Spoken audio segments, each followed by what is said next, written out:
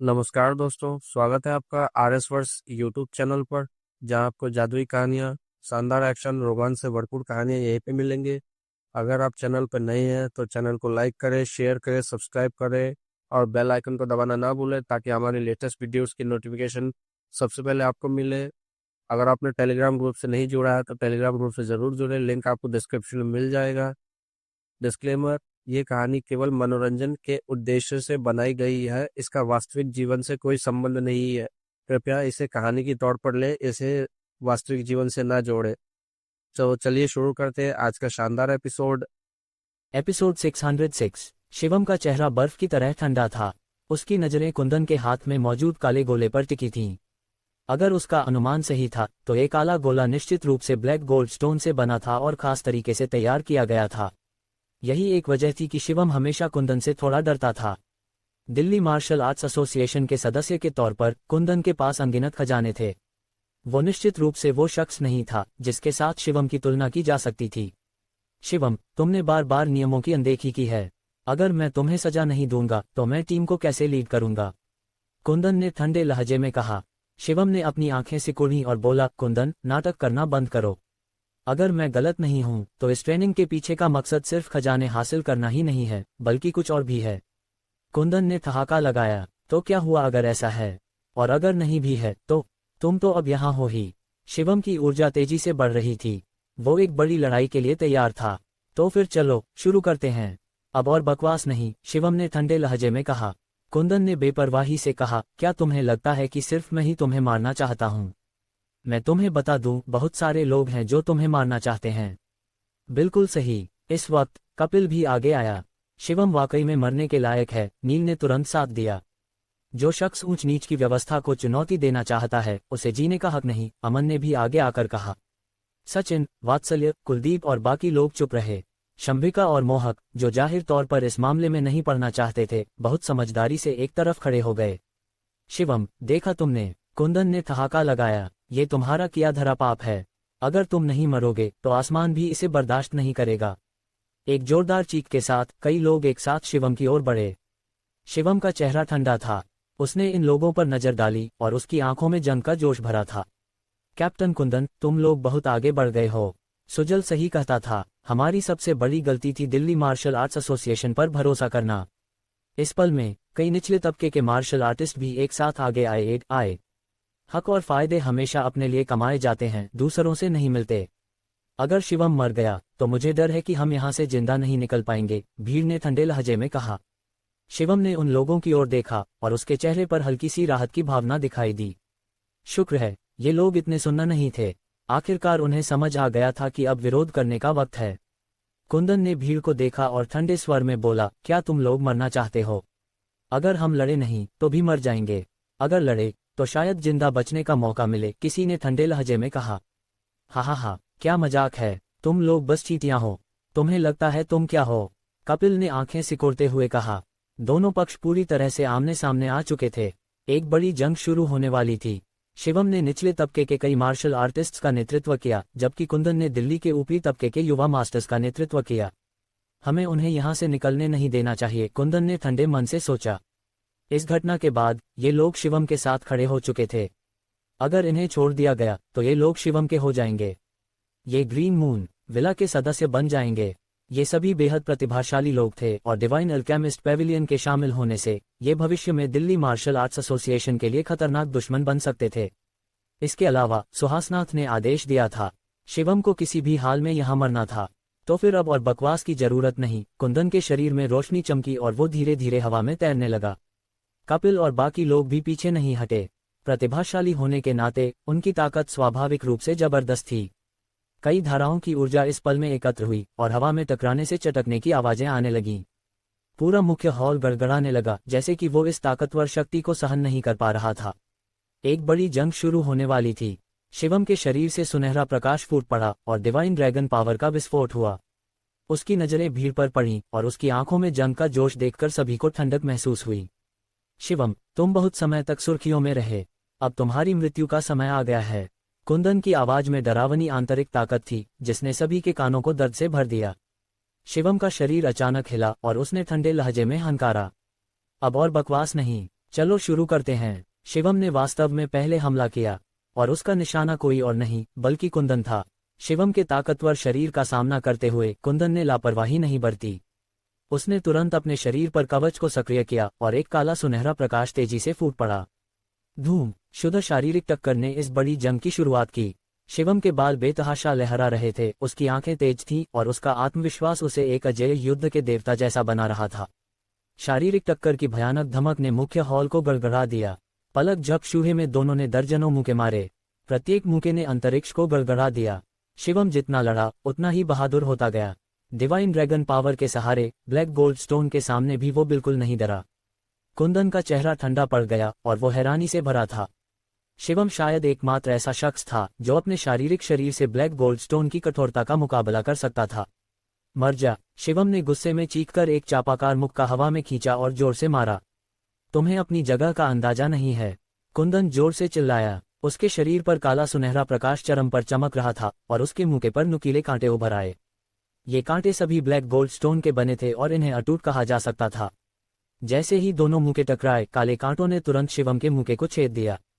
हालांकि उस विशाल टक्कर ने कुंदन को बार बार पीछे धकेल दिया। हर कोई बिना पलक झपकाए इस जंग को देख रहा था और उनकी आंखें हैरानी से भरी थीं। उन्हें उम्मीद नहीं थी कि ब्लैक गोल्ड स्टोन के साथ भी शिवम कुंदन का मुकाबला कर सकता था। कुंदन ने अपनी भुजा हिलाई और उसका चेहरा और भी ठंडा हो गया। वो मार्शल मार्क्विस रियल्म के मध्य चरण में था और उनके बीच कई रियल्म्स का अंतर था। इतना ही नहीं, उसके पास अजेय ब्लैक गोल्ड स्टोन भी था, फिर भी वो शिवम को जल्दी से हरा नहीं सका। कोई आश्चर्य नहीं कि ऊपर वाले उससे इतना घबराए हुए हैं, कुंदन ने गहरी आवाज में कहा। कुंदन ने शिवम को मारने की कोशिश सिर्फ मिशन पूरा करने के लिए की थी, लेकिन अब कुंदन को थोड़ा डर लगने लगा था। उसे डर था कि ऐसा शख्स उठ खड़ा होगा और वो एक अजेय रियल में कदम रख देगा। कमबख्त! कुंदन ने आंखें सिकोड़ते हुए बुदबुदाया। दूसरी ओर शिवम कुछ नहीं बोला, जैसे कि वो कोई जादू कर रहा हो। एक पल बाद शिवम ने अचानक अपना सिर उठाया। उसकी पुतलियों में रोशनी चमकी और उसके दिमाग में एक सुनहरा प्रकाश चमका। Divine judgement! शिवम की जोरदार चीख के साथ एक सुनहरा प्रकाश सीधे कुंदन के माथे की ओर बढ़ा। अरे नहीं, कुंदन ने सोचा। वो बचना चाहता था, लेकिन अब बहुत देर हो चुकी थी। सुनहरा प्रकाश सीधे कुंदन के दिमाग में घुस गया। ये एक आध्यात्मिक हमला था। हालांकि कुंदन के पास अपने शरीर की रक्षा के लिए ब्लैक गोल्ड स्टोन था, उसका दैवीय ज्ञान खाली था। पुछ! सुनहरा प्रकाश कुंदन के दिमाग में घुस गया और कुंदन स्तब्ध रह गया। अब शिवम ने इस मौके को भुनाया और उसका हाथ तेजी से हिलने लगा। शिवम की हथेली में एक बैंगनी कमल का फूल उभर आया। इस कमल के फूल के प्रकट होने के साथ एक डरावना दबाव फैल गया। ये तकनीक शिवम की नियंत्रित डिवाइन रैंक तकनीकों में से एक थी, जिसे स्पिरिचुअल फायर सील कहा जाता था। इसमें मौजूद ऊर्जा एक शीर्ष स्तर के संप्रदाय को नष्ट करने के लिए काफी थी। हर कोई इस स्पिरिचुअल फायर सील में निहित भयानक शक्ति को महसूस कर सकता था। एक पल के लिए सभी के चेहरे का रंग बदल गया। मर जा! शिवम ने गुस्से में चीख मारी। उसकी हथेली में मौजूद कमल का फूल कुंदन पर जोर से दब गया। कुंदन का चेहरा पूरी तरह बदल गया। इस महत्वपूर्ण क्षण में उसने होश संभाला। दुर्भाग्य से कमल का फूल उस वक्त तक उसके सामने आ चुका था। ब्लैक गोल्ड स्टोन की सुरक्षा के बावजूद कुंदन को खतरे का एहसास हुआ। उसने जल्दी से अपनी भुजा उठाई और अपने शरीर को ढक लिया। धूम! कमल का फूल कुंदन के शरीर पर फट गया और एक भयानक हवा की लहर तुरंत चारों ओर फैल गई। इस भयानक शक्ति ने पूरे द्वीप को हल्के से हिला दिया और वह जगह तुरंत आग के समुद्र में बदल गई। आग की लपटें आसमान की ओर बढ़ीं और सभी की नजरों में समा गईं। कुंदन आग के समुद्र में डूब गया था और कुछ भी साफ नहीं दिख रहा था। शिवम जोर जोर से हौंफ रहा था और उसका चेहरा बर्फ की तरह ठंडा था। ये दूसरी बार था जब उसने स्पिरिचुअल फायर सील का इस्तेमाल किया था और पिछली बार कनित के खिलाफ था। इस तकनीक ने बहुत सारी ऊर्जा खर्च की, इसलिए शिवम इसे आसानी से इस्तेमाल नहीं करना चाहता था। भीड़ जड़वत थी और सभी की नजरें आग के समुद्र पर टिकी थीं। जैसे जैसे आग की लपटें और हवा की लहरें उनकी ओर बढ़ीं, सभी को जलती हुई गर्मी का एहसास हुआ। इस पल में एक आकृति आग के समुद्र से बाहर निकली। उसकी दाहिनी भुजा आग की लपटों में लिपटी थी और वो बेहद दर्दनाक लग रही थी। इतना ही नहीं, आग की लपटें वहां नहीं रुकीं, बल्कि वो उसके शरीर की ओर फैलने लगीं। शिवम की भौहें तंग हो गईं और उसके चेहरे पर गंभीरता की छाया दिखाई दी। 2 शीर्ष तकनीकों का इस्तेमाल करने के बाद भी वो कुंदन को मार नहीं सका। दिल्ली मार्शल आर्ट्स एसोसिएशन का ये मध्य चरण मार्शल मार्क्विस वाकई में प्रभावशाली था। आग की लपटें धीरे धीरे कुंदन को निगल रही थीं। अगर ऐसा ही चलता रहा तो कुंदन निश्चित रूप से मर जाएगा। उसके चेहरे पर आंसुओं की धार थी और उसकी आंखों में एक दुर्लभ डर की झलक दिखाई दी। इस पल में कुंदन ने अपने दांत पीसे, जैसे कि उसने कोई फैसला कर लिया हो। एक गुस्से भरी चीख के साथ उसने अपनी एक भुजा पकड़ी, फिर अचानक जोर लगाया और आग में लिपटी उस भुजा को नोच लिया।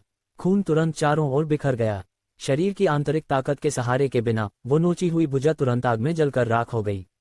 कुंदन का चेहरा बेहद भयानक था और उसकी आंखें गुस्से से भरी थीं। तुमने मेरी एक भुजा नष्ट कर दी, कुंदन ने शिवम को घूरते हुए कहा। इस पल में उसका गुस्सा चरम पर था। दिल्ली मार्शल आर्ट्स एसोसिएशन में अपने सारे सालों में किसी ने उसे चोट नहीं पहुंचाई थी। एक भुजा का नुकसान कुंदन के लिए बहुत बड़ी कीमत थी। शिवम, मैं तुम्हें टुकड़े टुकड़े कर दूंगा, कुंदन ने सिर उठाकर चीख मारी और उसकी आंतरिक ताकत तुरंत फट पड़ी। एक पल के लिए पूरा हॉल कांप रहा था। कुंदन का गुस्सा लोगों को डर से भर रहा था। अगर अभी मैं उससे लड़ रहा होता तो शायद मेरा हाल और भी बुरा होता, कपिल ने गहरी आवाज में कहा। मुझे नहीं लगा था कि शिवम के पास ऐसी जादुई शक्ति है, कुलदीप ने भी गहरी आवाज में कहा। वात्सल्य, जो अब तक चुप था, बोला, शिवम हमेशा हर बार चमत्कार पैदा करता है, किसी को भी उसे कम नहीं आंकना चाहिए। कुलदीप ने उसकी ओर देखा और कहा, लगता है तुम उसे अच्छे से जानते हो। वात्सल्य ने कुछ नहीं कहा और चुपचाप एक तरफ चला गया। थोड़ी दूर पर कुंदन एक भुजा वाला आदमी बन चुका था। उसने अपनी एक मुट्ठी बंद की और सारी आंतरिक ताकत उसकी भुजा पर जमा हो गई। शिवम का चेहरा गंभीर था और उसका शरीर सुनहरे प्रकाश से चमक रहा था। वो कुंदन से लड़ने के लिए तैयार था। मुझे सचमुच नहीं लगा था कि डिवाइन जजमेंट तकनीक और स्पिरिचुअल फायर सील सिर्फ उसकी एक भुजा ही नष्ट कर पाएंगे, शिवम ने धीमी आवाज में बुदबुदाया। शो देखना बंद करो, अब हमारी बारी है। कपिल के शरीर में बैंगनी रोशनी चमकी और वो एक कदम आगे बढ़ा। निचले तबके के मार्शल आर्टिस्ट भी एक साथ आगे बढ़े। कुंदन की एक भुजा खोने से उनका हौसला निश्चित रूप से बढ़ गया था। दोनों पक्षों की जंग इस पल में शुरू होने वाली थी। तुम सब नीच चींटियों, मैं तुम सबको मार डालूंगा, कुंदन ने दांत पीसते हुए कहा। वो शिवम की ओर कदम बढ़ा रहा था। खड़खड़। ठीक उसी वक्त जमीन अचानक जोर जोर से कांपने लगी। इसके बाद मुख्य हॉल में दरारें पड़ने लगीं। एक भयानक ऊर्जा ने पूरे इमॉर्टल स्लेइंग सेक्ट को भर दिया। सभी के चेहरे का रंग हल्का सा बदल गया। इस अचानक बदलाव के सामने उनके चेहरे पर गंभीरता छा गई। आखिरकार ये इमॉर्टल स्लेइंग सेक्ट था। खटाक। इसी पल में एक भयानक मारक शक्ति आसमान से नीचे गिरी। इस एकमात्र प्रहार ने वास्तव में कुंदन के ब्लैक गोल्ड स्टोन को छेद दिया। सब लोग सावधान। ये देखकर शिवम का चेहरा पूरी तरह बदल गया और उसने जोर से चिल्लाया। कुंदन के चेहरे पर डर की छाया दिखाई दी। उसने सभी को देखा और बोला, जल्दी पीछे हटो, मुझे डर है कि इमॉर्टल स्लेइंग सेक्ट का मारक गठन सक्रिय हो गया है, जल्दी निकलो। इस पल में उन्हें अपनी दुश्मनी की परवाह नहीं थी। इमॉर्टल स्लेइंग सेक्ट के मारक गठन के खिलाफ मार्शल मार्क्विस का कोई मौका नहीं था। खड़खड़। इस पल में एक और बदलाव हुआ। इमॉर्टल स्लेइंग सेक्ट का दरवाजा धीरे धीरे बंद हो रहा था। भागो, शिवम चिल्लाया। सभी ने अपने जादू चलाए और इमॉर्टल स्लेइंग सेक्ट के दरवाजे की ओर बेतहाशा भागे। खटाक। मारक चालें बार बार फट रही थीं। हर प्रहार जमीन को छेदने के लिए काफी था। शिवम आधे रास्ते में था जब उसे अचानक सुजल की याद आई। अरे नहीं, सुजल अभी भी वहां पड़ा है। शिवम का चेहरा बदल गया। उसने दांत पीसे और सुजल को बचाने के लिए वापस मुड़ा। शिवम, वापस मत जाओ, अगर तुम अब गए तो बाहर नहीं निकल पाओगे, शंबिका ने गहरी आवाज में कहा। शिवम, जल्दी निकलो, अगर तुम यहाँ बंद हो गए तो तुम निश्चित रूप से मर जाओगे। निचले तबके के मार्शल आर्टिस्ट भी जल्दी से चिल्लाए। शिवम ने बंद होते दरवाजे की ओर देखा और फिर जमीन पर पड़े सुजल को देखा। उसने दांत पीसे और बोला, तुम लोग पहले जाओ। ये कहकर शिवम तुरंत सुजल की दिशा में दौड़ा। उसने सुजल को उठाया और दरवाजे की ओर पूरी ताकत से भागा।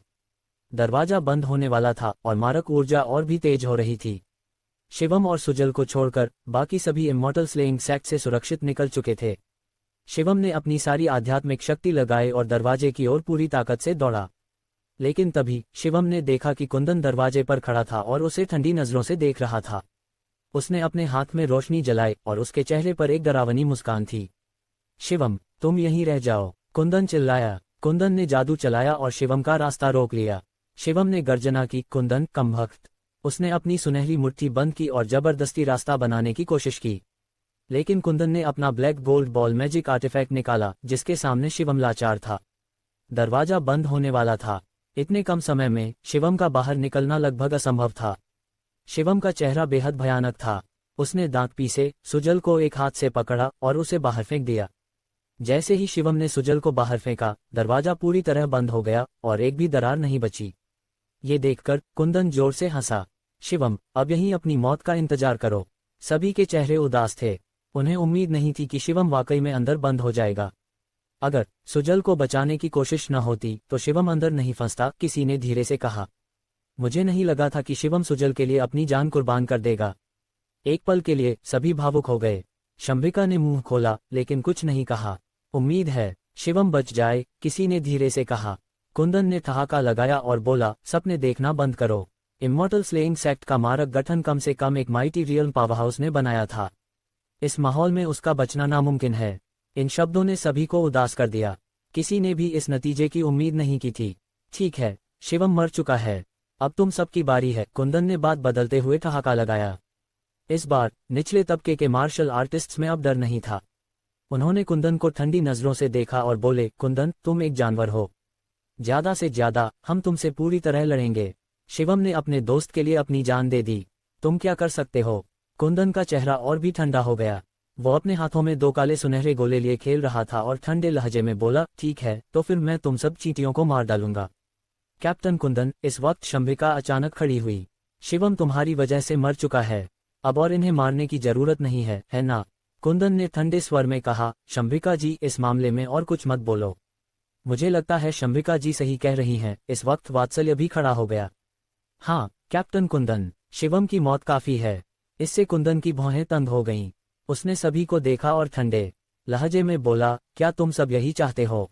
ये बस चींटियां हैं, इनकी जिंदगी और मौत से मुझे कोई मतलब नहीं। कपिल ने हल्के से हंकारा। कैप्टन कुंदन, जो चाहे कर लो। इन्हें मारना है तो मार दो, छोड़ना है तो छोड़ दो। हमें इनकी जिंदगी की परवाह क्यों? एक और युवा मास्टर ने ठहाका लगाया। कुंदन ने भौहें तंग की। उसने सोचा और ठंडे लहजे में कहा, ठीक है, शंभिका और वात्सल्य के लिए मैं तुम सबकी जान बख्श देता हूँ। निकल जाओ। सभी ने दांत पीसे। हालांकि उनके दिल में गुस्सा था, लेकिन वो जानते थे कि वो कुंदन का मुकाबला नहीं कर सकते। इसलिए उन्होंने सुजल को उठाया और वहां से चले गए। ठीक है, यहाँ के सारे इनकोर तुम सब के लिए हैं। कुंदन ने हाथ हिलाया और द्वीप पर लगे इनकोर की ओर इशारा किया। बड़े परिवारों के युवा मास्टर्स ने बिना संकोच के इनकोर इकट्ठा करना शुरू कर दिया।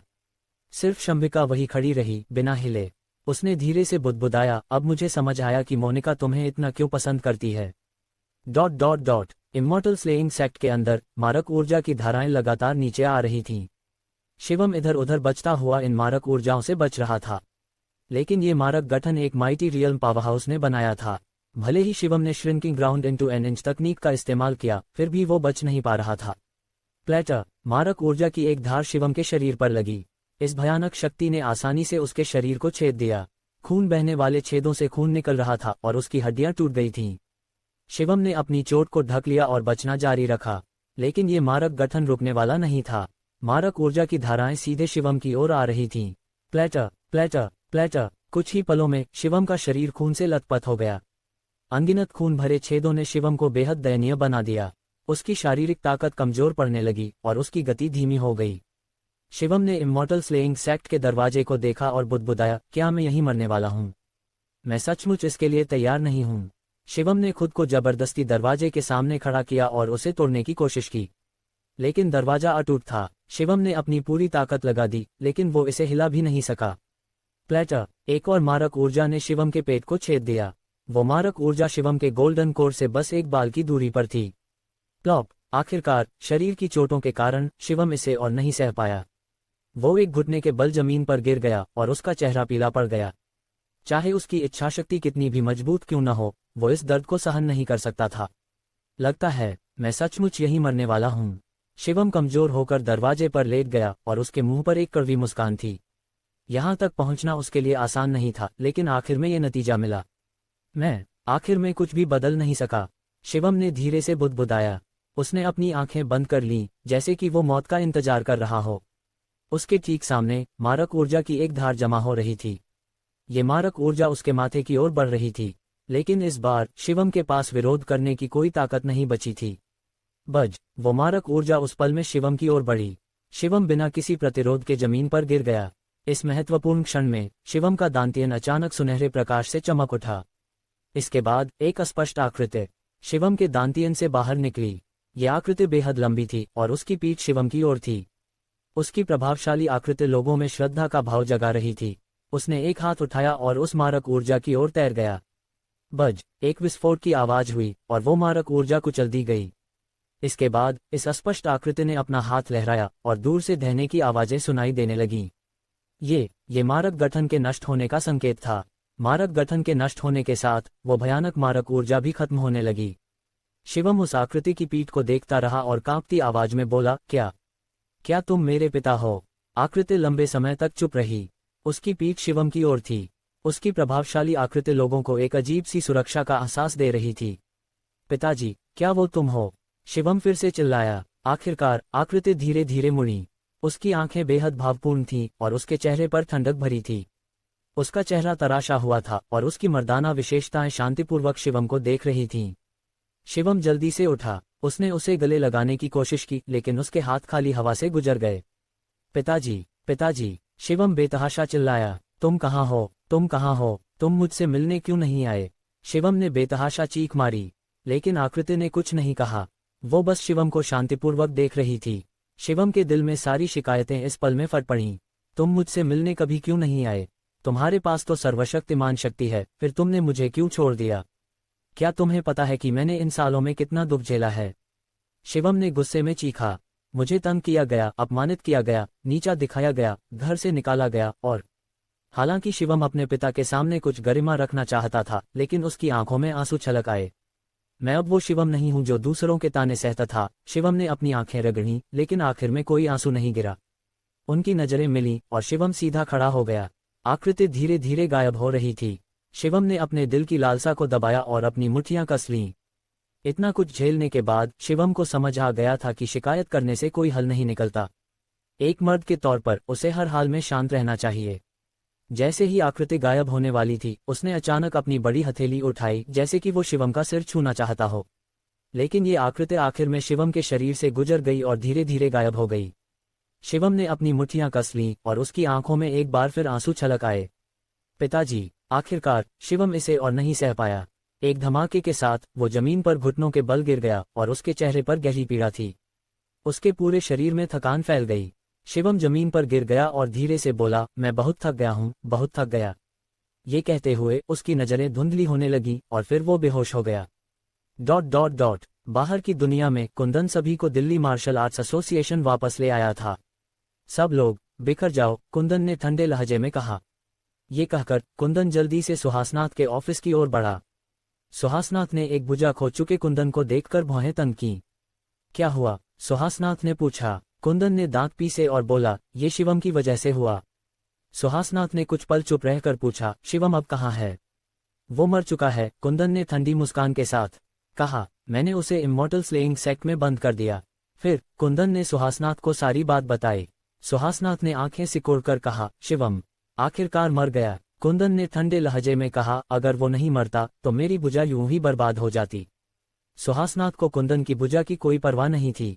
उसने आंखें सिकोड़कर कहा, वो नीचे के लोग बगावत करने की हिम्मत कर रहे हैं।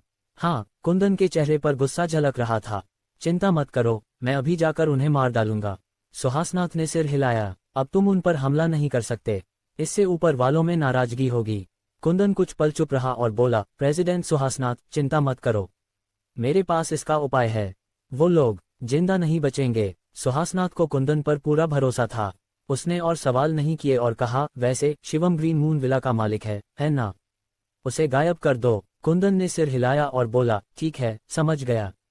दिल्ली, एक सुनसान पहाड़ पर एक भुजा वाला कुंदन वहां किसी का इंतजार कर रहा था। मिस्टर कुंदन। जल्द ही एक काले लबादे में लिपटा एक शख्स कुंदन के पीछे प्रकट हुआ।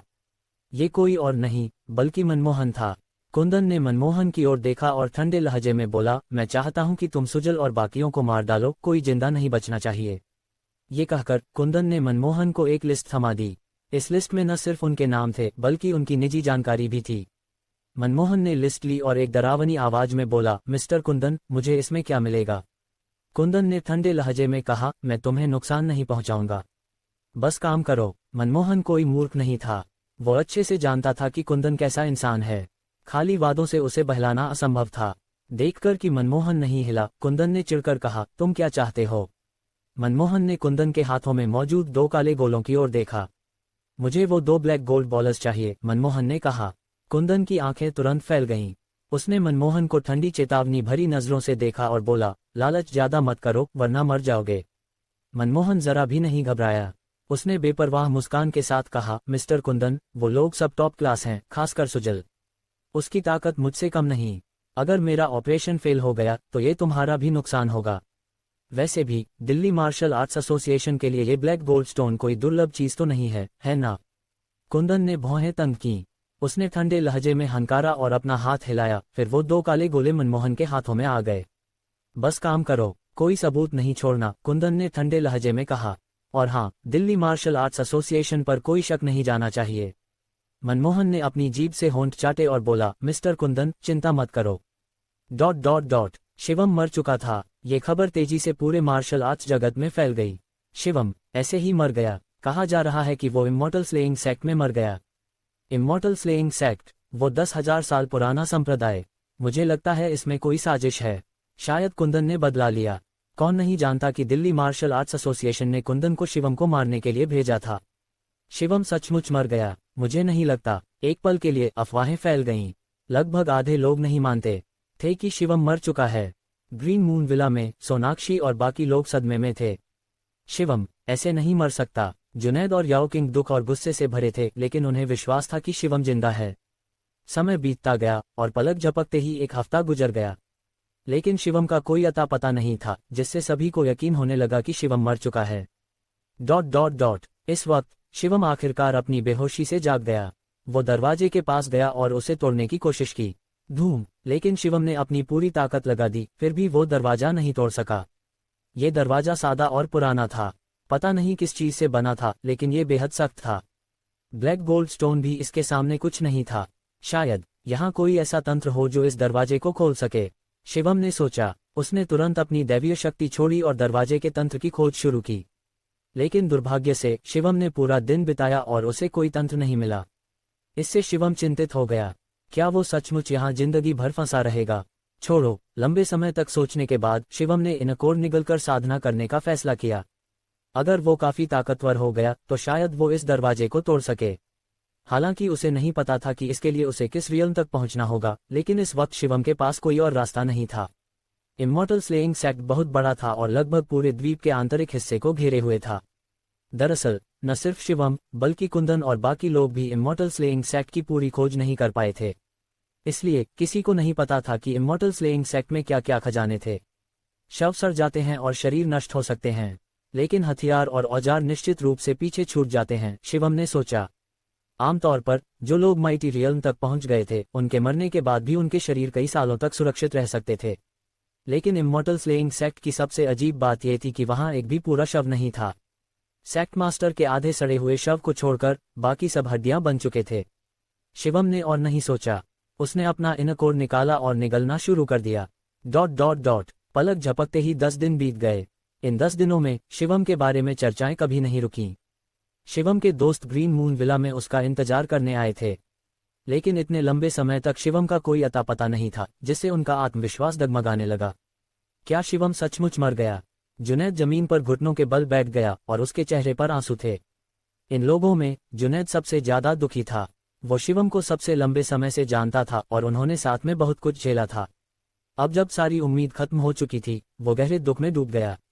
सोनाक्षी खिड़की के पास खड़ी थी और बाहर देखते हुए बुदबुदाई, क्या शिवम सचमुच नहीं लौटेगा? ...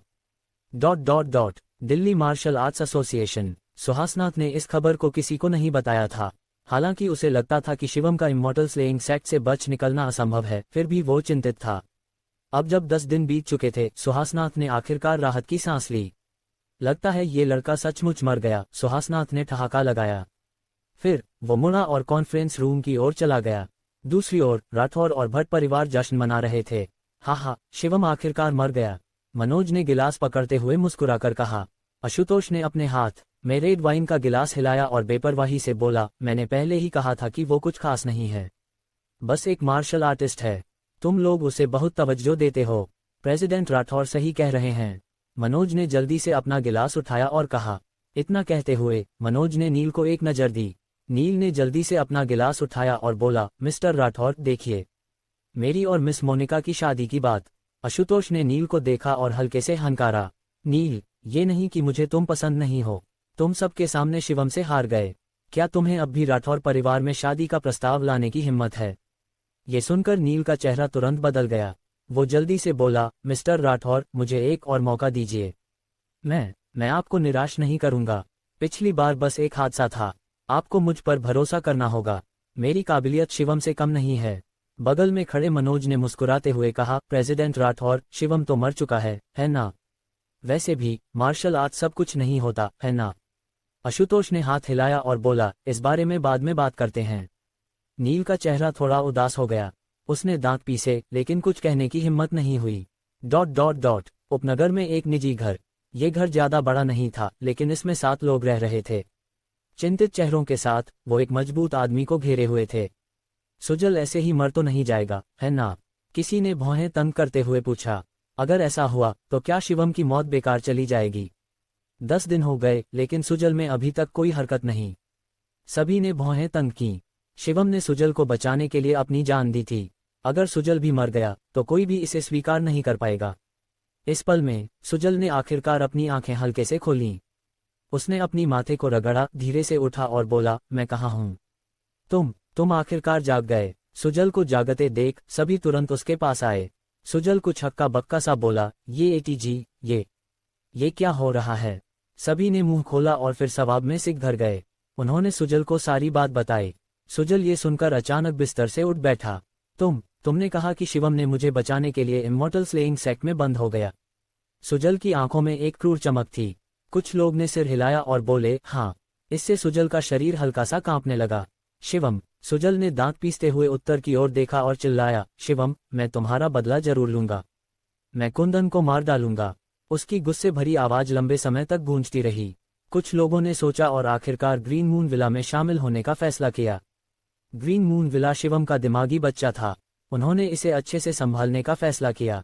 दूसरी ओर मनमोहन ग्रीन मून विला की ओर बढ़ रहा था। उसके शरीर पर और भी डरावना काला रंग चढ़ गया था और उसका लिंग समझना मुश्किल था। उसकी आवाज भी कुछ तीखी हो गई थी। जितने लोगों को मैं निगल लूंगा, मैं पुनर्जनन कर सकूंगा। नहीं, ठीक कहूं तो मैं तुम सबके साथ जी सकता हूं। उसके दिमाग में वो कर्कश आवाज गूंजी। मनमोहन ने होंठ चाटे और डरावने लहजे में बोला, यही वजह है कि तुमने कुंदन के साथ समझौता किया, है ना?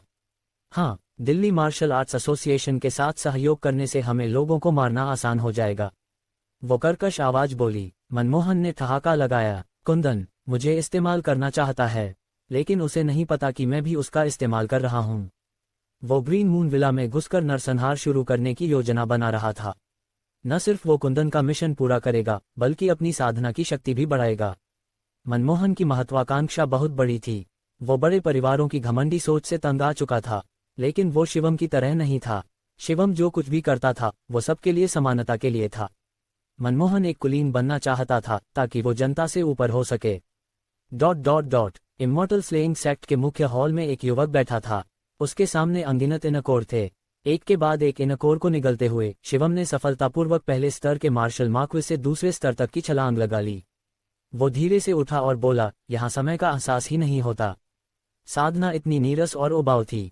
उसने सामने खड़े विशाल दरवाजे को देखा और उसे बाहर की जिंदगी की तड़प होने लगी। लगभग 10,000 इनकोर बचे हैं। मैं पहले इन्हें निगल लूंगा। शिवम ने बेबसी से सिर हिलाया और साधना शुरू कर दी। ग्रीन मून विला में सुजल और बाकी लोग ग्रीन मून विला के नए सदस्य बन चुके थे। संत शरीर के तौर पर सुजल की ताकत जबरदस्त थी। युवा पीढ़ी में बहुत कम लोग उसे हरा सकते थे। अब चूंकि शिवम वहां नहीं था, सुजल ग्रीन मून विला का रीढ़ बन गया था। सेक्ट मास्टर सोनाक्षी, चिंता मत करो, मैं ग्रीन मून विला को शानदार बना दूंगा, सुजल ने आत्मविश्वास से कहा। सोनाक्षी ने मुंह खोला, लेकिन आखिर में सिर्फ सिक भर दी और बोली, ठीक है। लेकिन कोई चुपके से कुछ साजिश रच रहा था। ये शख्स था नक्षत, सेंट कॉन्फ्यूशियस सेक्ट का पूर्ववेल्डर। शिवम की मौत की खबर सुनते ही नक्षत सेंट कॉन्फ्यूशियस सेक्ट को फिर से हासिल करने का मौका ढूंढ रहा था। लेकिन नक्षत, जो स्वभाव से सतर्क था, जल्दबाजी में हमला नहीं करना चाहता था, क्योंकि उसे डर था कि शिवम शायद मरा नहीं है। 10 दिन से ज्यादा बीत चुके थे और शिवम अब तक नहीं दिखा था। ठीक जब नक्षत को लगा कि मौका आ गया है, सुजल प्रकट हो गया। मुझे सुजल को रास्ते से हटाना होगा, नक्षत ने गंभीरता से कहा। जब तक सुजल रास्ते में था, नक्षत सेंट कॉन्फ्यूशियस सेक्ट को वापस नहीं ले सकता था। इसके बाद वो ग्रीन मून विला के मास्टर बन सकता था। अगर उसे मौका मिला तो वो बड़े परिवारों की नज़रों में आ सकता था और गूकेंगहाई की जगह ले सकता था। Sect master Sonakshi, mister Sujal, एक शख्स है जो कहता है कि वो शिवम का पुराना दोस्त है और तुमसे मिलने आया है। इस वक्त कोई अंदर आया और बोला, शिवम का पुराना दोस्त। दोनों ने एक दूसरे को देखा और बोले, उसे अंदर ले आओ। हाँ, कुछ मिनट बाद एक काले लबादे में लिपटा एक आदमी अंदर आया। उसके शरीर से काली ऊर्जा निकल रही थी। इस आदमी को देखते ही सुजल अचानक खड़ा हो गया और चिल्लाया, मनमोहन, तुम्हारी हिम्मत कैसे हुई यहाँ आने की? मनमोहन ने अपने चेहरे को ढकने वाला काला लबादा उतारा और डरावने लहजे में बोला, अगर तुम आ सकते हो तो मैं क्यों नहीं। सुजल ने एक कदम आगे बढ़ाया और बिना कुछ बोले एक मुक्का मार दिया। उसकी भयानक ऊर्जा ने एक तेज हवा का झोंका पैदा किया जो सीधे मनमोहन की ओर बढ़ा। मनमोहन को उम्मीद नहीं थी कि सुजल बिना कुछ बोले हमला कर देगा। उसने जल्दी से अपना हाथ उठाया और घबराहट में जवाब दिया। धूम! दोनों मुंह के टकराए और मनमोहन का शरीर दर्जनों कदम पीछे धकेल गया, जिससे उसके पीछे का दरवाजा टूट गया। उसकी कलाई में दर्द हो रहा था। काली ऊर्जा की सुरक्षा के बावजूद उसकी हाथ की हड्डियां टूट गई थीं। क्या जबरदस्त ताकत है! मनमोहन का चेहरा बदल गया। इस लड़के की ताकत शिवम के बराबर है। इससे मनमोहन के दिल में गुस्सा भड़क उठा। ये लोग कहाँ से आ गए? मनमोहन ने गुस्से में कहा। शिवम ने पहले ही उसे बड़ा झटका दिया था और अब सुजल। मनमोहन, जब तुम द्वीप पर थे तुमने शिवम के खिलाफ कई बार साजिश रची। अगर तुम न होते तो शिवम मरता नहीं। सुजल चिल्लाया, मैं बस तुमसे बदला लेने की सोच रहा था, लेकिन मुझे नहीं लगा था कि तुम खुद मेरे दरवाजे पर आ जाओगे। मनमोहन ने सुजल को ठंडी नजरों से देखा और बोला, लगता है तुम पिछली बार का सबक भूल गए हो। मनमोहन के शरीर पर काली ऊर्जा धीरे धीरे उबलने लगी। जाहिर था कि मनमोहन फिर वही चाल चलने वाला था। सुजल ने इस तकनीक को देखते ही अपना चेहरा थोड़ा बदल लिया। उसने ठंडे लहजे में हंकारा और बोला, मनमोहन, मैं तुम्हें अभी मार डालूंगा। मैं तुम्हारा सिर शिवम को श्रद्धांजलि देने के लिए इस्तेमाल करूंगा। ये कहते हुए सुजल फिर से आगे बढ़ा। मनमोहन ने लापरवाही नहीं बरती। उसने तुरंत अपनी काली ऊर्जा को सक्रिय किया और सुजल की ओर बढ़ा। लेकिन इस बार सुजल ने अपनी आंखें बंद कर लीं। इसके बाद उसने अपनी सारी आंतरिक ऊर्जा को सक्रिय किया और उसे जोर से मारा। लाल रोशनी ने एक जबरदस्त ताकत के साथ उस काली ऊर्जा को तोड़ दिया। सुजल एक पागल की तरह था। एक बार हमला करने के बाद उसे पीछे हटना नहीं आता था। वो बड़े बड़े कदमों से आगे बढ़ा और उसका मजबूत शरीर पलक झपकते ही मनमोहन के सामने आ गया। मनमोहन का चेहरा बदल गया। वो अपनी काली ऊर्जा से अपने शरीर की रक्षा करने ही वाला था कि सुजल का मुक्का उसकी छाती पर जोर से लगा। पू! मनमोहन के मुंह से खून की एक धार निकली। उसका शरीर दर्जनों मीटर दूर उड़ गया। ये कमबख्त! मनमोहन को थोड़ा झटका लगा। उसे कभी नहीं लगा था कि सुजल की ताकत इतनी जबरदस्त होगी। मर जा! सुजल ने जोर से चीख मारी। उसने अपने हाथ में लाल रोशनी पकड़ी और फिर से मनमोहन की ओर बढ़ा। मनमोहन ने अपने दांत पीसे। उसने ब्लैक गोल्ड बॉल निकाला और ठंडे लहजे में बोला, अगर ये ब्लैक गोल्ड बॉल न होता तो मैं सचमुच इसका मुकाबला नहीं कर पाता। इससे मनमोहन बेहद गुस्से में था। कभी एक समय था जब वो सेंट्रल प्लेन्स में नंबर 1 था और युवा पीढ़ी में उसका कोई सानी नहीं था। लेकिन अब ये प्रतिभाशाली लोग एक के बाद एक बारिश के बाद बांस की तरह उग रहे थे और हर एक की ताकत जबरदस्त थी। इसे मार डालो, इसका शरीर ले लो। इस पल में वो कर्कश आवाज मनमोहन के दिमाग में गूंजी। मनमोहन ने कुछ नहीं कहा। सुजल की ओर बढ़ते हुए उसने तुरंत ब्लैक गोल्ड बॉल को हमले के लिए सक्रिय किया। हुश! ब्लैक गोल्ड बॉल एक रोशनी में बदल गया। खट! ब्लैक गोल्ड बॉल ने सुजल के मुंह पर जोर से टक्कर मारी। सुजल बार बार पीछे धकेल गया और उसके हाथ की हड्डियों पर दरारें पड़ गईं। ये क्या चीज है, इतनी सख्त? सुजल ने अपने मुंह को देखा और धीरे से बोला। मनमोहन जमीन से उठा। उसने सुजल को ठंडी नजरों से देखा और बोला, सुजल, मुझे तुम बहुत पसंद हो। क्या तुम मेरे साथ काम करना चाहोगे? कमबख्त! मैं तुम जैसे नीच इंसान के साथ काम करने से बेहतर मर जाऊं। सुजल ने गुस्से में चीख मारी और फिर से आगे बढ़ा। उसके लोहे जैसे मुंह के लगभग अजेय थे, लेकिन आज उसका सामना अपने बराबर कैसे हुआ था। मनमोहन ने ब्लैक गोल्ड बॉल को सुजल पर हमला करने के लिए सक्रिय किया। दूसरा ब्लैक गोल्ड बॉल एक गोली की तरह था और पलक झपकते ही उसने सुजल के शरीर पर दर्जनों बार टक्कर मारी। मनमोहन के नियंत्रण में दोनों ब्लैक गोल्ड बॉलर्स बिना किसी रुकावट के काम कर रहे थे और सुजल के पास इसका कोई जवाब नहीं था। सुजल को खून की उल्टियां करते देख मनमोहन ने होंठ चाटे और ठहाका लगाया। ये ब्लैक गोल्ड बॉल वाकई में कमाल की चीज है। समय बर्बाद मत करो, इसे जल्दी खत्म करो। वो कर्कश आवाज फिर से गूंजी। मनमोहन ने सिर हिलाया और अपनी हथेलियां उठाईं। दोनों ब्लैक गोल्ड बॉलर्स ने तुरंत एक भयानक ताकत का विस्फोट किया और बेहद तेज गति से सुजल की छाती पर टकराए। इस हमले ने सुजल के शारीरिक शरीर को तोड़ दिया और उसका पूरा शरीर जमीन पर गिर गया। सुजल ने उठने की कोशिश की, लेकिन उसे लगा कि वो बिल्कुल उठ नहीं सकता। कमबख्त, सुजल ने मनमोहन को घूरा। मनमोहन सुजल के सामने आया और डरावने लहजे में बोला, सुजल, चिंता मत करो, मैं तुम्हें अभी मार डालूंगा।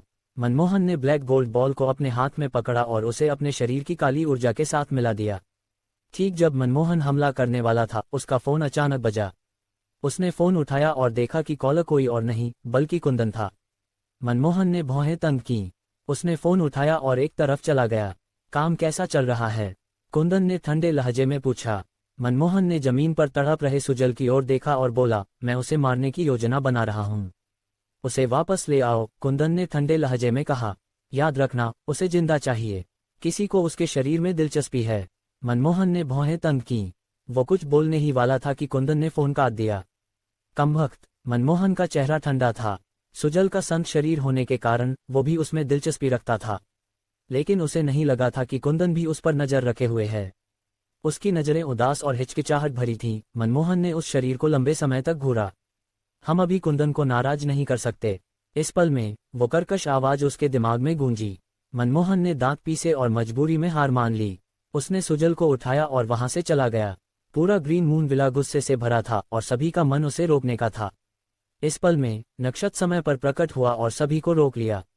हम मनमोहन का मुकाबला नहीं कर सकते। सब लोग शांत हो जाओ, नक्षत ने ठंडे लहजे में कहा। क्या हम यूं ही देखते रहें कि वो सुजल को ले जाए? किसी ने गुस्से में कहा। नक्षत ने हंकारा, और क्या करें? क्या हमें अपनी जान गंवानी चाहिए? याद रखो, जब तक हम जिंदा हैं तब तक उम्मीद है। हालांकि सभी मन से तैयार नहीं थे, लेकिन नक्षत की बात में दम था। सुजल को ले जाए जाने के बाद नक्षत ने एक ठंडी मुस्कान दिखाई। आसमान सचमुच मेरी मदद कर रहा है। ... इमॉर्टल स्लेइंग सेक्ट में शिवम अभी भी इनकोर निगल रहा था। एक के बाद एक इनकोर उसके शरीर में फट रहे थे और उसकी ताकत चुपके से बढ़ रही थी। पलक झपकते ही एक पूरा महीना बीत गया।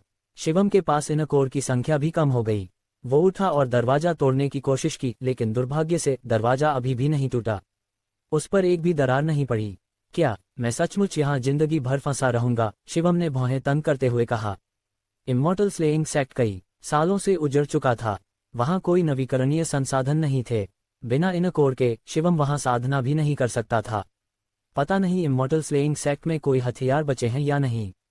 शायद मैं उन्हें इस्तेमाल करके इस दरवाजे को खोल सकूं, शिवम ने सोचा। उसने अपनी सारी उम्मीदें हथियारों पर टिका दी। इसलिए शिवम ने इमॉर्टल स्लेइंग सेक्ट की खोज शुरू कर दी। इमॉर्टल स्लेइंग सेक्ट के सदस्य सभी माइटी रियल्म में थे। उनके द्वारा इस्तेमाल किए गए हथियार स्वाभाविक रूप से कम नहीं थे।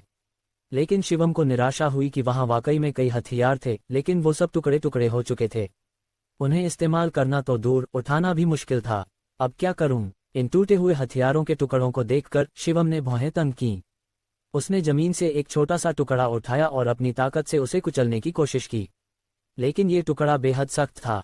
शिवम ने अपनी पूरी ताकत लगा दी, लेकिन वो इसे जरा भी हिला नहीं सका। वाकई में माइटी रियल्म का हथियार। शिवम थोड़ा हैरान था। ऐसी कठोरता ब्लैक गोल्ड स्टोन से भी तुलना नहीं की जा सकती थी। अगर मैं इन टुकड़ों का इस्तेमाल कर सकूं, तो शायद मैं एक शीर्ष स्तर का हथियार बना सकूं, शिवम ने धीरे से बुदबुदाया। इस पल में शिवम ने अपने सिर पर थप्पड़ मारा, जैसे कि उसे कुछ याद आ गया हो। उसने जल्दी से अपने स्थानिक मैजिक आर्टिफैक्ट से एक कड़ाही निकाली और उसे बीच में रख दिया। ये कड़ाही वही आर्टिफैक्ट रिफाइनिंग कड़ाही थी जो उसने और मूंछों वाले आदमी ने ड्रैगन वेन में संयोगवश हासिल की थी। हाँ, मेरे पास आर्टिफैक्ट रिफाइनिंग कड़ाही है। अगर मैं इन टुकड़ों को इकट्ठा कर सकूं और उन्हें कांस्य तलवार पर जोड़ सकूं, तो क्या मैं एक शीर्ष स्तर का हथियार नहीं बना सकता? शिवम खुशी से उछल पड़ा। शिवम की हथियार बनाने की कला के साथ इन टुकड़ों से एक पूरा हथियार बनाना असंभव था। इसलिए वो सिर्फ इन्हें कांस्य तलवार पर जोड़ने की कोशिश कर सकता था। लेकिन ये काफी था। आखिरकार ये सामग्री प्राचीन काल से चली आ रही थी और माइटी रियल्म पावरहाउस द्वारा इस्तेमाल की गई थी। ये सोचकर शिवम ने तुरंत टुकड़े इकट्ठा करना शुरू कर दिया। उसने एक दिन और एक रात बिताकर आखिरकार एक ढेर टुकड़े इकट्ठा कर लिए। शिवम ने इन टुकड़ों को आर्टिफैक्ट रिफाइनिंग कड़ाही में डाला और फिर कांस्य तलवार निकाली। उम्मीद है कि मैं कामयाब हो जाऊं, शिवम ने कांस्य तलवार और टुकड़ों को कड़ाही में डाल दिया। फिर उसने अपने पिता की विरासत में मिली यादों में हथियार बनाने की तकनीक की खोज शुरू की। शुक्र है, उसके पिता की विरासत में तकनीकों की भरमार थी, इसलिए हथियार बनाने की तकनीक ढूंढना मुश्किल नहीं था। शिवम ने 3 और दिन बिताए हथियार बनाने के जादू को समझने में। सब कुछ तैयार होने के बाद शिवम रिफाइनिंग शुरू करने के लिए तैयार था। हथियार बनाना और गोली बनाना एक ही तरह का था, फर्क सिर्फ इतना था कि हथियार बनाने के लिए आग को और शुद्ध होना पड़ता था। आखिरकार इन सामग्रियों की कठोरता जड़ी बूटियों से कहीं ज्यादा थी। बेशक इस तरह आग के नियंत्रण की जरूरत इतनी सख्त नहीं थी। हथियार बनाना गोली बनाने से कहीं ज्यादा आध्यात्मिक आग खर्च करता है, शिवम ने सोचा। उसने एक आध्यात्मिक आग की गेंद को आर्टिफैक्ट रिफाइनिंग कड़ाही में डाला। फिर उसने आग को तेज करके कांस्य तलवार को रिफाइन करना शुरू किया। जैसे ही आध्यात्मिक आग अंदर गई, कड़ाही से तुरंत घनी हवा की लहरें निकलने लगीं। ये हवा की लहरें आध्यात्मिक आग के साथ मिल गईं और एक ताकतवर ऊर्जा छोड़ी।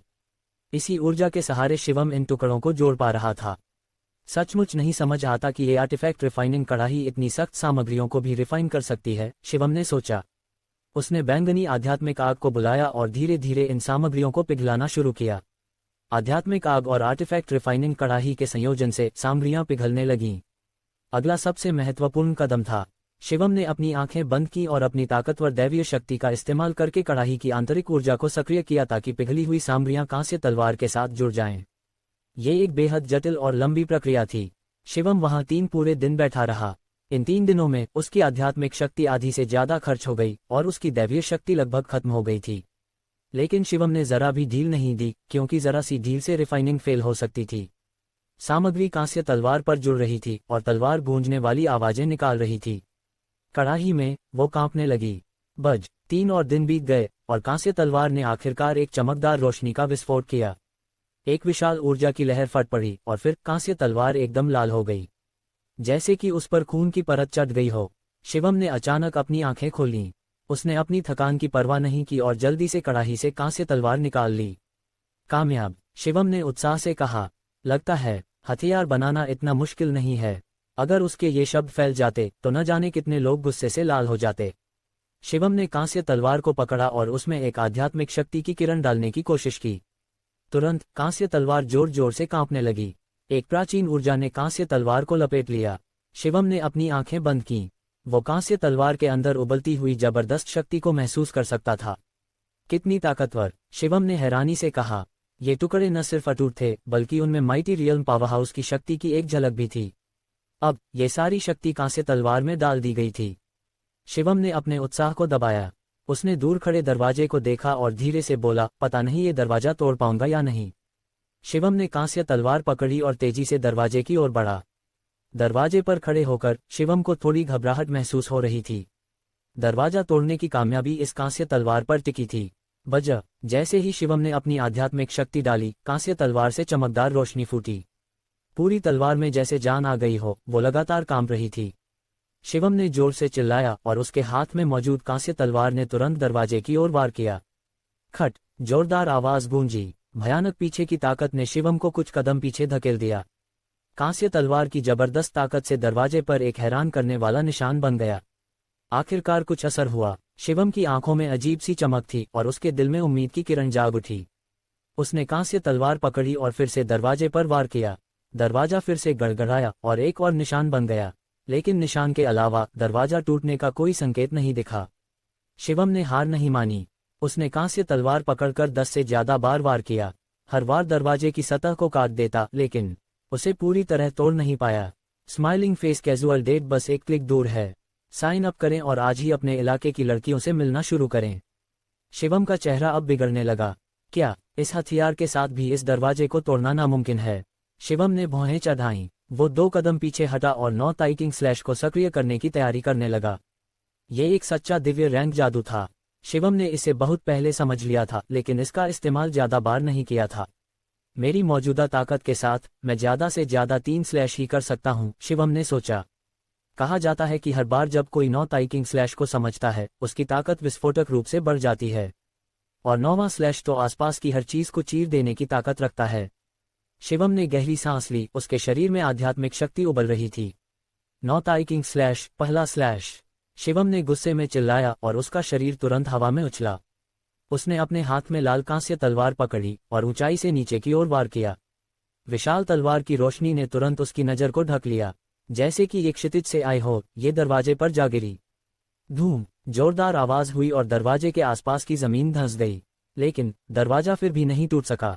ऐसा कैसे हो सकता है? शिवम ने दांत पीसे। उसने तुरंत 9 ताई किंग स्लैश का तीसरा स्लैश सक्रिय किया, लेकिन फिर भी दरवाजा नहीं टूटा। कमबख्त, शिवम ने खुद को कोसते हुए कहा। उसने चौथा स्लैश करने की कोशिश की, लेकिन नाकाम रहा। हालांकि उसके शरीर की सारी आध्यात्मिक शक्ति खत्म हो चुकी थी, शिवम फिर भी चौथा स्लैश नहीं कर पाया। इसके उलट उसकी ताकत पूरी तरह खत्म हो गई और वो जमीन पर ढह गया।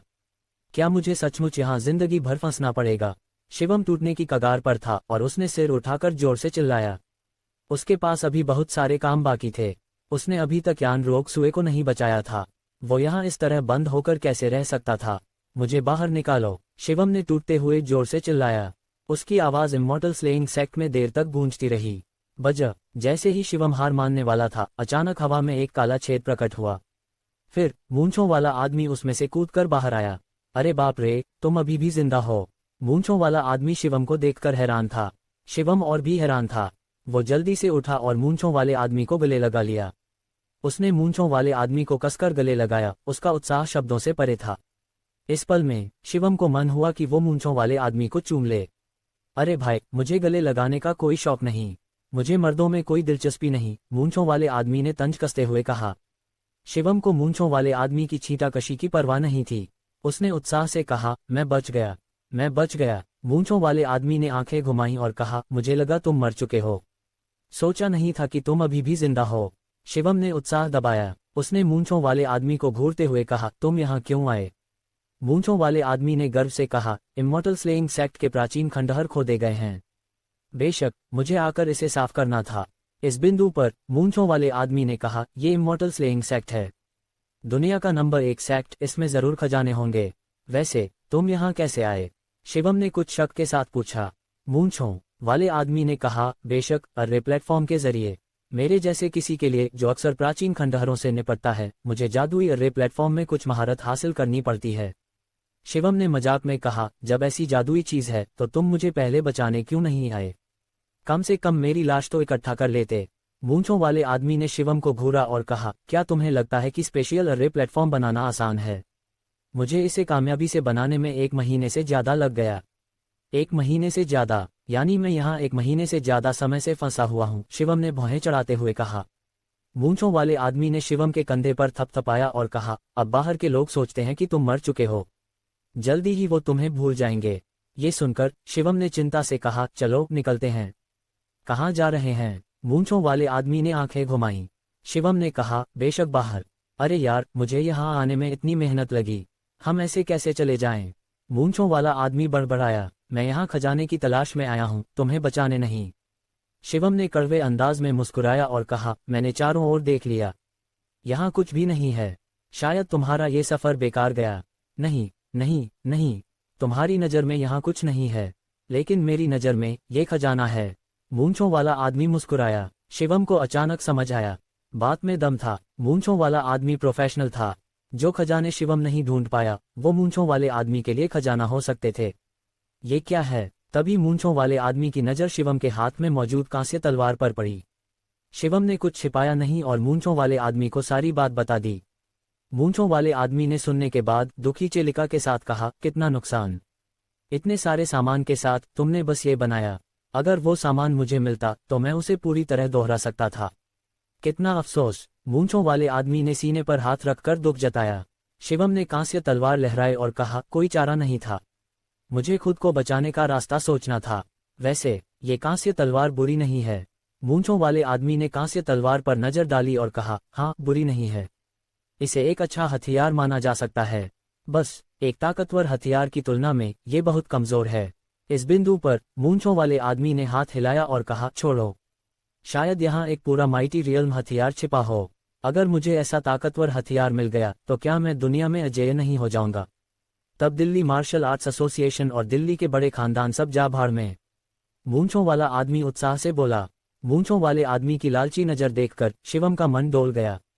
कई लोगों ने कहा था कि इमॉर्टल स्लेइंग सेक्ट दुनिया का सबसे ताकतवर सेक्ट था। अगर यहाँ मौका मिला तो जिंदगी बदल सकती है। तो जल्दी चलो, वक्त बर्बाद मत करो। शिवम को बाहर की दुनिया में लौटने की जल्दी थी, इसलिए उसने जल्दबाजी की। मूंछों वाले आदमी ने आंखें घुमाईं और कहा, जल्दी क्या है? मुझे तैयारी करनी है। ये इमॉर्टल स्लेइंग सेक्ट है, अगर मैंने कुछ ऐसा छू लिया जिसे नहीं छूना चाहिए तो यही मर जाऊंगा।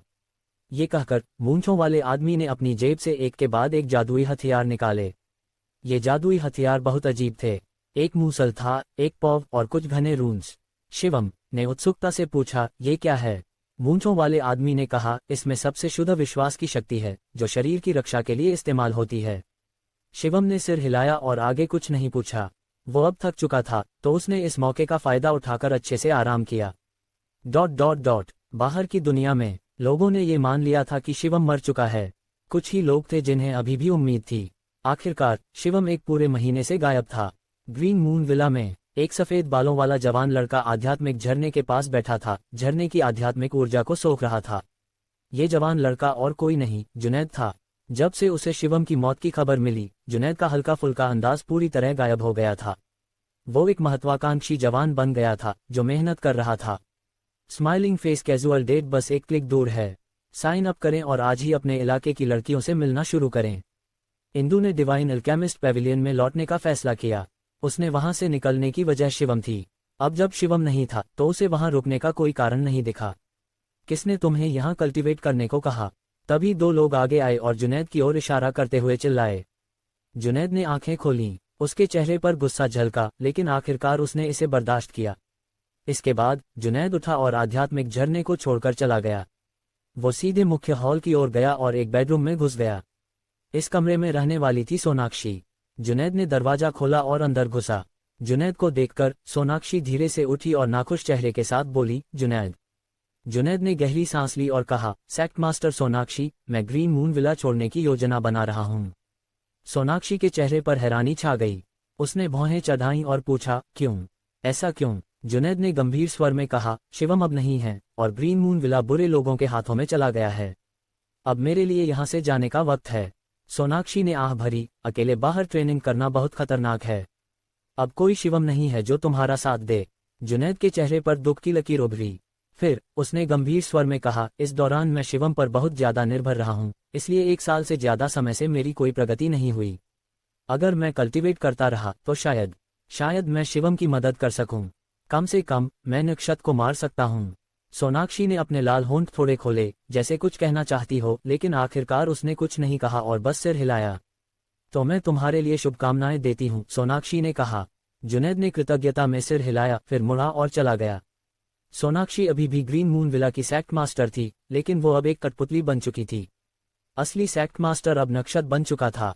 नक्षत ने सोनाक्षी को जिंदा रखने की एकमात्र वजह ये थी कि सोनाक्षी का ग्रीन मून विला में अभी भी कुछ रुतबा था। अगर नक्षत ग्रीन मून विला पर पूरी तरह कब्जा करना चाहता था तो उसे सोनाक्षी से धीरे धीरे ताकत छीननी थी। ग्रीन मून विला के बीच में एक विशाल पत्थर की मूर्ति थी। ये मूर्ति शिवम की थी।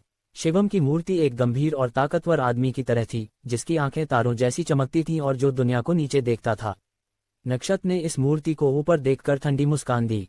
शिवम, मुझे पता था कि तुम देर सवेर मर जाओगे, लेकिन मुझे नहीं लगा था कि इतनी जल्दी। जब मैं सेंट कॉन्फ्यूशियस सेक्ट को पूरी तरह वापस ले लूंगा तो तुम्हारी ये मूर्ति गायब हो जाएगी। Delhi martial arts association. इस महीने दिल्ली मार्शल आर्ट्स एसोसिएशन ने कई सारे एक्सपर्ट्स तैयार किए थे, जिनमें 8 नए मार्शल मार्क्विस शामिल थे। यहां तक कि अफवाह थी कि दिल्ली मार्शल आर्ट्स एसोसिएशन का कोई शख्स मार्शल मार्क्विस रियल्म के शिखर पर पहुंच गया था। उसकी ताकत सिर्फ मार्शल सेंट से कम थी। इससे दिल्ली मार्शल आर्ट्स एसोसिएशन को अभूतपूर्व रुतबा मिला। उनकी प्रतिष्ठा और गहरी हो गई। इस दौरान कई खानदानों के युवा मास्टर्स मार्शल मार्क्विस रियल्म में कदम रख चुके थे। उनमें से कुछ बेहतरीन, जैसे यान जिन्याओ, कोंग ह्यून और चू हेदाओ, middle stage martial marquis realm में पहुंच गए थे। शिवम की मौत के बाद दिल्ली शांत हो गया था। सब कुछ स्थिर दिशा में बढ़ रहा था। शिवम की मौत के बाद से दिल्ली में बहुत शांति हो गई है। दिल्ली मार्शल आर्ट्स एसोसिएशन की छत पर एक बूढ़ा आदमी ने हाथ पीछे बांधे हुए चुपचाप कहा, हाँ, इस उग्र शख्स के आने से हमें सचमुच पसीना आ गया था। सुहासनाथ ने, जो उस बूढ़े के पीछे था, कहा। बूढ़े ने सुहासनाथ की ओर देखा और कहा, रेहान पहला था, फिर शिवम आया। पता नहीं अगला कौन होगा। सुहासनाथ ने ठंडी मुस्कान दी। कोई भी हो, हम उसे शुरू में ही कुचल देंगे। और दिल्ली मार्शल आर्ट्स एसोसिएशन की ताकत अब एक नए स्तर पर है। अगला शिवम तो छोड़ो, अगर शिवम अभी भी जिंदा होता तो वो पहले जितना खतरा नहीं होता। बूढ़ा कुछ नहीं बोला और बस सिर हिलाया। Divine alchemist pavilion. Rehan pavilion master के भवन में प्रकट हुआ। दोनों एक दूसरे की ओर देखकर बैठे और चाय पीने लगे। पलक झपकते ही 1 महीना बीत गया। रेहान ने हल्के से आह भरी। हाँ, पेविलियन मास्टर ने सिर हिलाया। वक्त कितनी तेजी से बीतता है। मुझे लगता है कि दिल्ली के लोग अब बहुत खुश होंगे, पेविलियन मास्टर ने कहा। इस बिंदु पर रेहान अचानक रुका और बोला, वैशाली, क्या तुम्हें सचमुच लगता है कि शिवम मर चुका है? ये सुनकर पेविलियन मास्टर का चाय पकड़े हुए हाथ हवा में रुक गया। उसने चाय नीचे रखी और मुस्कुराकर बोली, तुम्हें और मुझे अपने दिल में जवाब पता है। रेहान ने अपनी दाढ़ी सहलाए और हंस पड़ा। थोड़ी देर बाद रेहान ने धीमी आवाज में कहा, दिल्ली मार्शल आर्ट्स एसोसिएशन को शिवम से गहरी नफरत हो चुकी है। उसके लिए अभी गायब होना बुरा विकल्प नहीं है। हाँ, पेविलियन मास्टर इससे सहमत थी। दिल्ली मार्शल आर्ट्स एसोसिएशन उससे तंग आ चुका है। अगर शिवम ने ऐसा ही जारी रखा तो मुझे शक नहीं कि वो एक मार्शल सेंट भेज देंगे। हाँ, रेहान ने आह भरी। उसने अपने हाथ का चाय का कप नीचे रखा और कहा, मुझे उम्मीद है कि शिवम इस बात को समझेगा और छिपा रहेगा।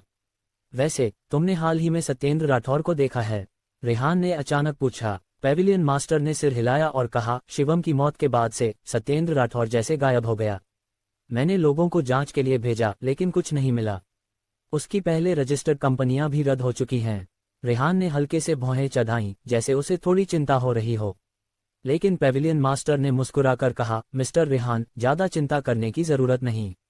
सत्येंद्र राठौर हमारी सोच से कहीं ज्यादा ताकतवर है। रेहान ने सिर्फ सिर हिलाया और सवाल नहीं पूछे। ...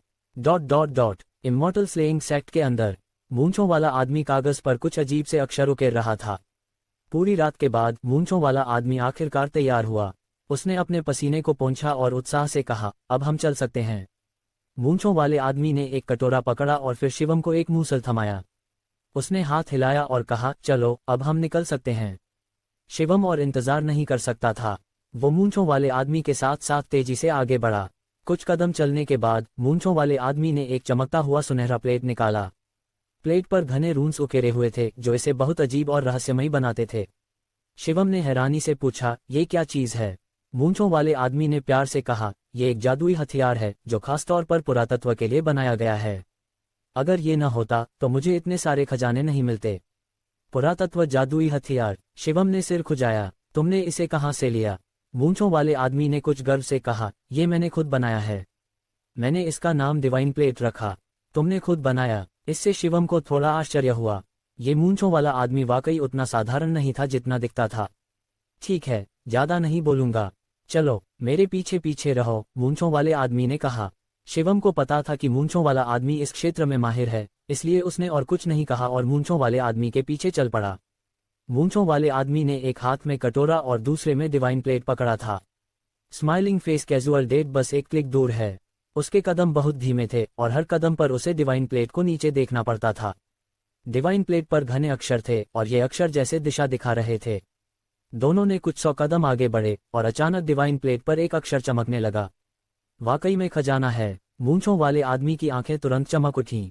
उसने डिवाइन प्लेट की ओर इशारा की दिशा में देखा और शिवम को साथ खींचते हुए तेजी से आगे बढ़ा।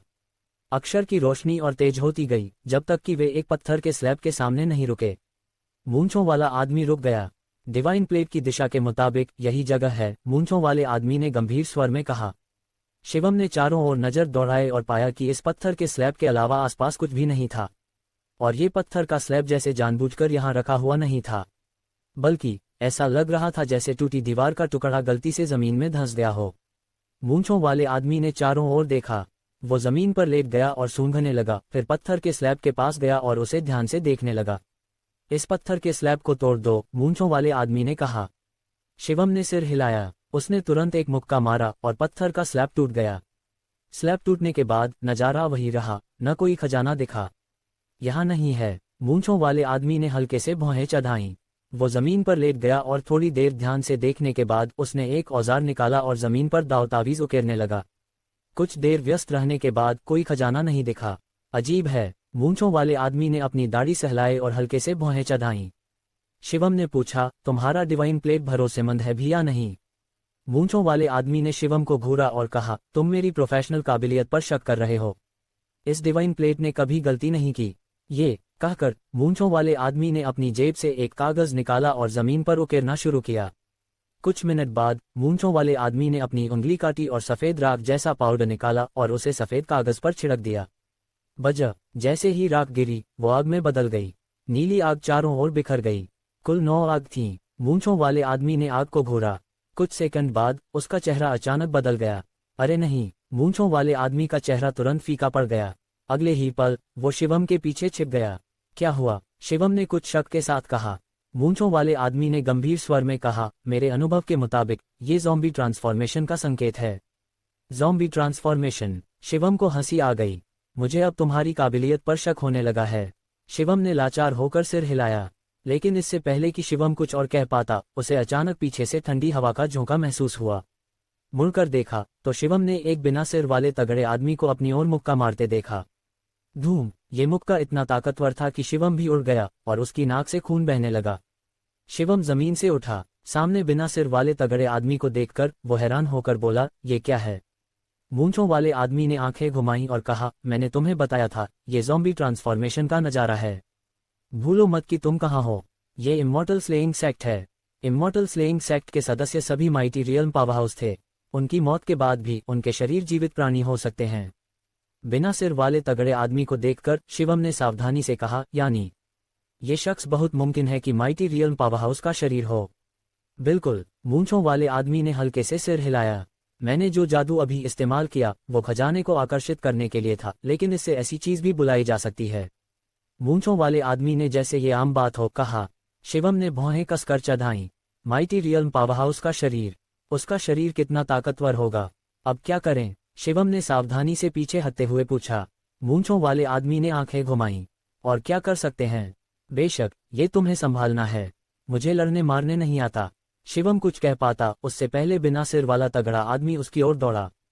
उसकी रफ्तार बहुत तेज थी और उसका शरीर इतना भयानक था कि वो हवा को चीर रहा था। शिवम ने लापरवाही नहीं की। उसने तुरंत अपनी सेंटली बॉडी तकनीक का इस्तेमाल अपने शरीर की रक्षा के लिए किया और फिर सीधा मुक्का मारा। धूम! दोनों के बीच हवा का एक विस्फोट हुआ। इस हवा के झोंके ने मूंछों वाले आदमी को उड़ा दिया और शिवम को और भी जोरदार मुक्का लगा। उसका पूरा शरीर करीब 100 मीटर पीछे उड़ गया और उसके हाथ की हड्डियां भी टूट गईं। कितना ताकतवर शरीर! शिवम का चेहरा पूरी तरह बदल गया। माइटी रियल्म पावरहाउस का शरीर वाकई कमाल का था। इतने सालों बाद भी इतना ताकतवर। जान लो कि शिवम को सबसे मजबूत संविधान वाला कैओटिक बॉडी माना जाता था। अगर कोई और मार्शल मार्क्वेस होता तो इस मौके से उसका शरीर शायद टुकड़े टुकड़े हो जाता। अब सब तुम पर निर्भर है। मुझे तुम पर भरोसा है। मूंछों वाला आदमी एक झटके में 100 मीटर दूर भाग गया और मुस्कुराकर बोला। शिवम ने लापरवाही नहीं की। उसने बिना सिर वाले तगड़े आदमी को सावधानी से देखा। उसने अपनी आंतरिक ऊर्जा को अधिकतम समायोजित किया और उसके लोहे जैसे मुखों पर सुनहरी चमक झलकने लगी। बिना आत्मा वाला शरीर सिर्फ अपने शरीर से लड़ सकता है। शिवम ने सोचा, तो मेरे पास अभी भी उससे जीतने का मौका है। ये कहकर शिवम ने चुपके से एक मंत्र पढ़ा और उसके मुखों पर सुनहरी रोशनी जमा होने लगी। इसी पल बिना सिर वाला तगड़ा आदमी फिर से शिवम की ओर दौड़ा। हालांकि उसकी आत्मा खत्म हो चुकी थी, लेकिन सिर्फ अपने शरीर के दम पर उसकी रफ्तार बहुत तेज थी। आओ मुझे देखने दो कि माइटी रियल्म पावरहाउस का शरीर कितना ताकतवर है। शिवम ने गुस्से में चिल्लाया और फिर दोनों मुक्के जोर से मारे। एक चमकदार सुनहरी रोशनी तुरंत बिना सिर वाले तगड़े आदमी की ओर बढ़ी। दोस्तों, आज का एपिसोड यही खत्म होता है। मिलते हैं नेक्स्ट एपिसोड में। कमेंट करके हमें ज़रूर बताएं आज का एपिसोड आपको कैसा लगा, और आप वीडियोस को लाइक करना ना भूलें। उसी लाइक से हमें मोटिवेशन मिलता है नेक्स्ट एपिसोड जल्दी लाने का।